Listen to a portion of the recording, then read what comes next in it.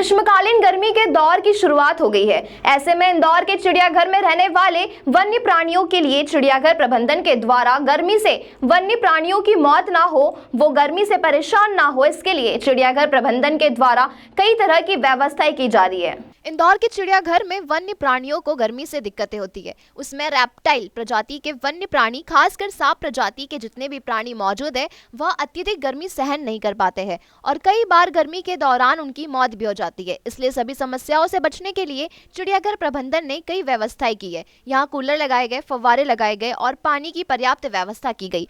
हरियाली के साथ साथ अत्यधिक गर्मी पड़ने पर खस की जालियां भी लगाई गई है ताकि लू लपट का असर वन्य प्राणियों पर ना हो। जहां शेर चीते मौजूद है, वहां कूलर लगाए गए हैं। कछुओं के लिए पानी की व्यवस्था की गई है और वन्य प्राणियों की समय समय पर डॉक्टरी जांच भी कराई जा रही है।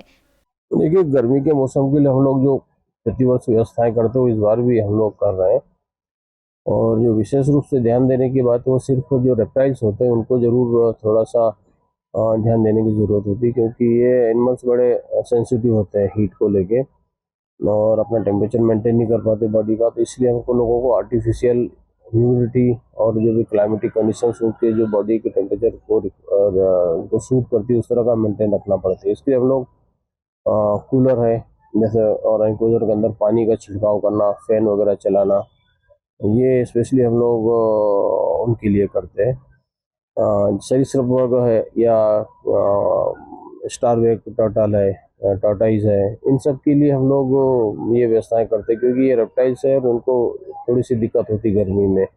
बर्ड्स के एनक्लोजरों में भी हम लोग ग्रीन नेट से या फिर खस के जो पट्टे रहते हैं उससे एनक्लोजरों को ढक देते हैं और दिन में 1 से 2 बार या 3 बार जैसी ज़रूरत होती है, जैसा टेम्परेचर होता है उसके हिसाब से हम लोग उनको गीला भी कर देते हैं, जिससे कि सीधे सीधा हीट का एक्सपोजर बर्ड्स को ना मिल पाए, क्योंकि ये बर्ड बड़े सेंसिटिव होते हैं।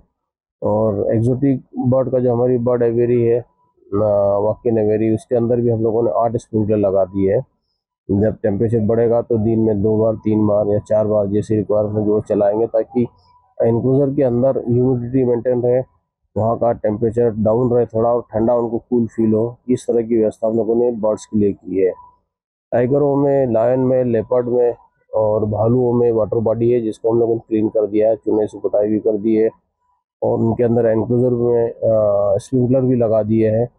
और जब टेम्परेचर बढ़ेगा तो रेंडमली हम लोग मोटर से एनक्लोजर के अंदर पानी का स्प्रे भी करेंगे ओपन पाइप के थ्रू, जिससे कि ह्यूमिडिटी उसके अंदर मेंटेन रहे। प्लांटेशन बड़ा डेंस कर रखा है, जिससे उनको किसी तरह का धूप नहीं लगती है, उनको हीट का एक्सपोजर नहीं मिलता है। नाइट के समय इन्हीं एनिमल्स के एनक्लोजर में जो शेल होते हैं, जहाँ पर ये खाना खाते हैं, वहाँ पर करीब 8 से 10 ऐसे कूलर हम लोग लगाएंगे, जिससे कि इनको ठंडा वातावरण मिलता रहे। तो ये व्यवस्था हम लोगों ने की है, जिससे कि हमारे जो एनिमल्स हैं, जिसमें काफ़ी कंफर्ट जोन में रहते हैं। और हिरन परिवार में भी इस तरह की वाटर बॉडियों का निर्माण और स्प्रिंकलर का दिन भर चलाना, जिससे कि अंदर टेम्परेचर मेंटेन रहे।